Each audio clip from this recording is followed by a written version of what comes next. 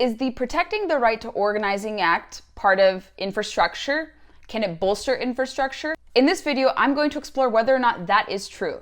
Hey everyone, I'm Gabriella Hoffman. I'm a media strategist, a freelancer, and Jill of all trades.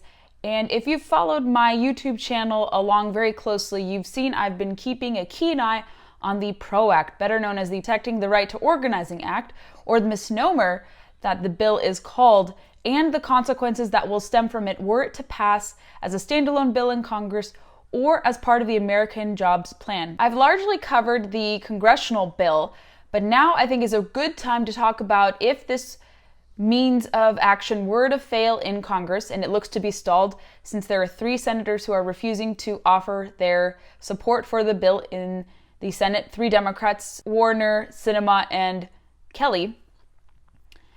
The next route for which the Biden administration, his Labor Department, and congressional Democrats want to use is including the PRO Act in the American Jobs Plan, or their so-called infrastructure bill. Now, when you think of infrastructure, you think of traditional things like highways, roads, and bridges. Who could dispute the importance of fixing crumbling infrastructure in this country? I think regardless of where you stand politically, that's a noble goal. However, if you've seen the initial reports of this infrastructure bill, about maybe 6% of it is actually dedicated towards infrastructure. And unsurprisingly, on March 31st of this year, President Biden unveiled his American Jobs Plan, which so happens to include the Protecting the Right to Organizing Act. And it reads, if you scroll down through the website, here's how it sounds. It hopes to empower workers. President Biden is calling on Congress to update the social contract that provides workers with a fair shot to get ahead, overcome racial and other inequalities that have been barriers for many Americans, expand the middle class, and strengthen communities. He is calling on Congress to ensure all workers have a free and fair choice to join a union by passing the Protecting the Right to Organizing Act and guarantee union and bargaining rights for all public service workers. His plan also ensures domestic workers receive the legal benefits and protections they deserve and tackles pay inequities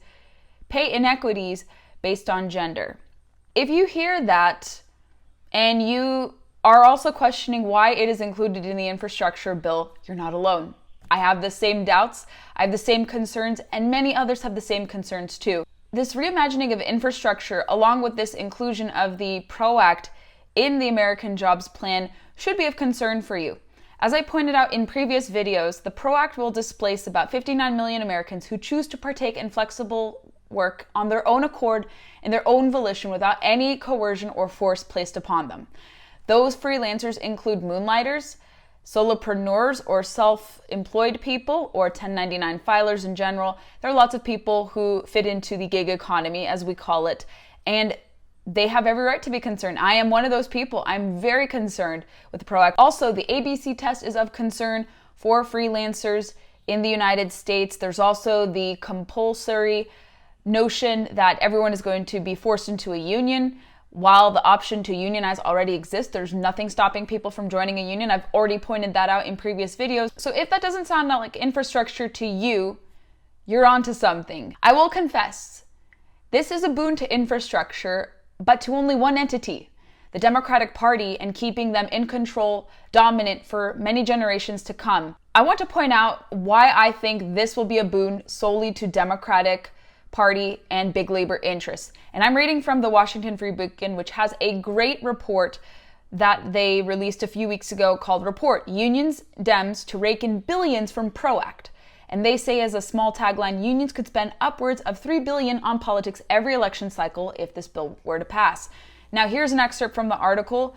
If you guys are concerned, it also links to a great study from the Institute for the American Worker. And here's kind of a summation of this. President Joe Biden and Democratic groups could see a surge in donations if they are able to pass landmark labor reforms that would force workers to pay union dues, according to a report. The White House has made the PRO Act a centerpiece of its agenda in the opening days of the Biden administration. Biden has committed to being the most, quote, pro-union president, but labor groups are not the only ones who will benefit from the elimination of right-to-work laws and collective bargaining reforms.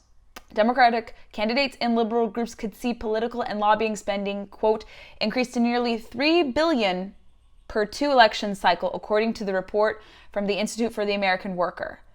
And The report author Nathan Marin said, "If you're a progressive, then you will think that this is the greatest thing ever, as it will drive resources to achieving your objectives." He said, "If you're a conservative, you should be concerned for the same reason."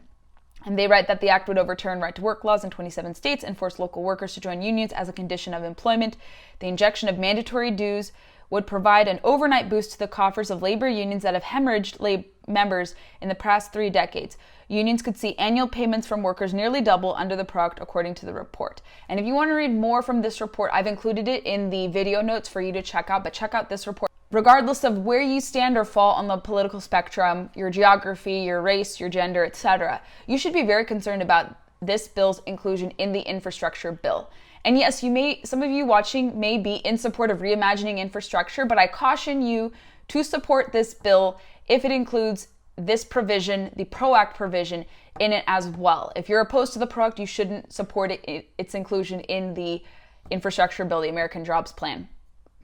Now that may seem very scary and very concerning, and it seems like it's in a standstill. You see that many people are not talking about this piece of legislation. I'm very disappointed in my fellow media members for not covering this subject in more detail, but I will make up for the difference, and I know others in media will too. But I am encouraged that very big conglomerates and entities in the business space are speaking out strongly against this, whether it is in the standalone form in Congress or its inclusion in the American Jobs Plan. And I'm going to read from Entrepreneur, which has said it does not like injecting itself into politics. Here's an excerpt. "As a brand, Entrepreneur is not interested in politics. Our readers fall across the political spectrum, and since our founding in 1977, we've been singularly focused on supporting their goals of building great things and taking control of their lives. In fact, the one thing a divided America seems to agree upon is the positive power of entrepreneurship. Entrepreneurs create jobs and solutions, and we love both. But today, for the first time, Entrepreneur is entering the world of advocacy on a single issue. It is to oppose a bill called the Protecting the Right to Organizing Act, which is currently being considered in Congress and which could do lasting harm to the small business and franchise community." That's a very bold stance for a company like that to take, and many others, individuals like myself, are also lending their name to opposing the PRO Act, and I hope you will too if you are a small business owner, a one-person business, a solopreneur, a 1099 filer, a flexible worker of some sort. This bill needs to have far more attention than it's being currently awarded. Why would something that is supposed to be touted as infrastructure tear down and displace people from the workforce? That doesn't jive with infrastructure whatsoever. When you're tearing down people's livelihoods, when you're creating faulty systems and forcing people into arrangements they don't want to enter, whether it is reclassification or coercing people into union arrangements. If this video interested you and you want to learn more about the PRO Act, go back and comb through some past videos I've made on this very subject. If you'd like to see more videos like this from me here on YouTube and elsewhere, I would love to offer that commentary. Let me know what you'd like for me to elucidate on. Thank you so much for watching this video. I hope it was informative. Please share the good word. Please share this video to your followers and listeners who may be interested, and let's get the word out in opposing the Protecting the Right to Organizing Act and protect flexible work and the 59 million livelihoods that rely on this sector of the economy. Thanks for watching.